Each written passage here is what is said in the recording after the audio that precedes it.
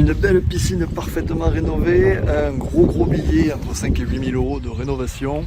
Eh bien, c'est très bien fait, c'est très joli, ok, bon il y a un petit peu de poussière au fond, c'est bien, sauf que c'est tellement fait que qu'en fait ça fuit partout.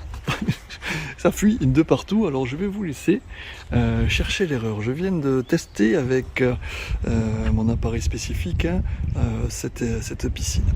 Et j'ai décelé des fuites absolument partout. Il y a des pièces à sceller, partout.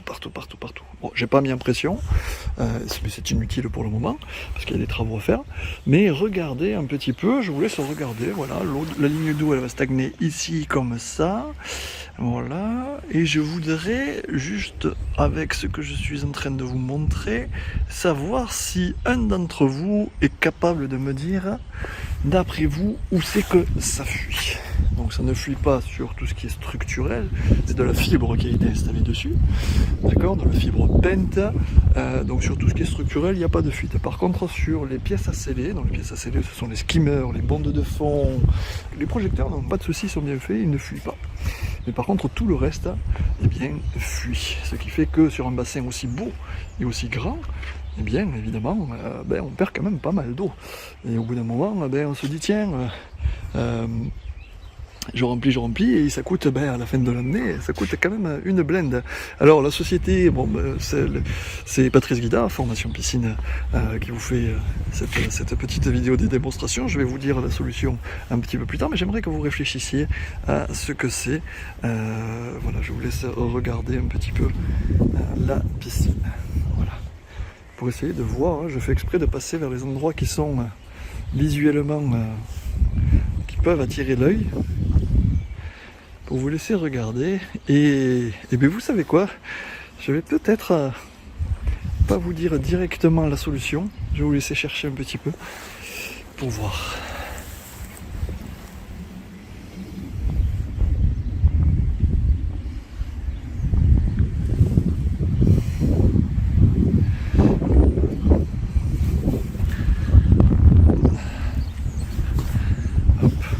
Si vous avez une fuite du côté de Narbonne ou du côté du Somail, ou que vous voulez faire une rénovation, vous n'hésitez pas, les piscines du Somail. C'est ma société du coup artisanale sur laquelle je peux m'occuper bien sûr de la rénovation de votre piscine. Il y a toutes les garanties nécessaires, décennales, tout ça.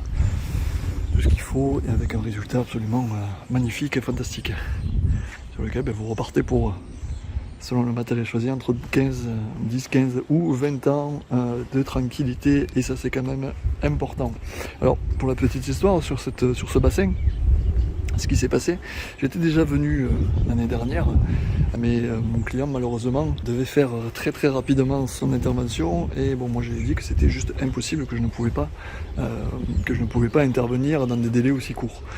Évidemment, on a un petit peu de travail, et donc n'ayant pas pu le faire, il a appelé un de mes confrères, dont je ne citerai pas bien sûr le nom, qui lui a fait une fibre de verre pour faire l'étanchéité du bassin. Alors oui, c'est bien posé, il n'y a pas de souci, par contre ça fuit partout. Voilà, donc c'est un petit peu embêtant, ceci. Allez, je vous donne la solution. Voilà. Il faut, si vous choisissez votre artisan, choisissez-le d'une manière vraiment rigoureuse. Renseignez-vous, quoi, c'est très important. Hop là. Alors regardez, allez, je vous donne la solution, parce que je sais pas. Vous voyez la fibre de verre? Ici, elle va arriver jusqu'ici. Ok, donc elle va arriver jusqu'au skimmer, jusque là c'est parfait, ok, on est nickel. Sauf que ça là, ça c'est un cache, d'accord? Ça c'est un cache, il se cache, il s'enlève pour derrière pouvoir brider des joints, d'accord? Alors, l'installateur il a fait quoi? Il est venu à fleur, ah oui c'est sûr qu'il est venu bien à fleur, c'est parfait, c'est très bien. Sauf que au début ça fuit pas trop, peut-être un tout petit peu, mais au fur et à mesure, qu'est-ce qu'on va avoir? Eh bien on va avoir ici la fibre qui va très légèrement se décoller. Vous voyez, là si on voit un petit peu plus loin, vous voyez ici par exemple, ici on a des petits trous noirs, petits trucs noirs qui sont, je sais pas si vous voyez bien, il y a des petits trucs noirs, et ça, malheureusement, ça fait passer de l'eau en dessous la fibre, et vu que la structure à la base n'était pas étanche, et bien voilà, padaboum badabam, c'est réglé, ça part partout, et partout, vous pouvez y aller là, ici, sur les skimmers, de partout, et que les projecteurs qui sont bien faits, donc bravo. Mais voilà, je voulais vous faire cette vidéo pour vraiment vous sensibiliser sur la qualité du travail qui doit être effectué.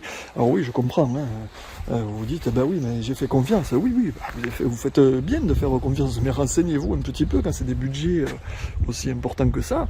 Il faut quand même qu'il y ait quelques éléments qui vous valident que tout va bien. Par exemple, une garantie décennale. Ça peut être pas mal.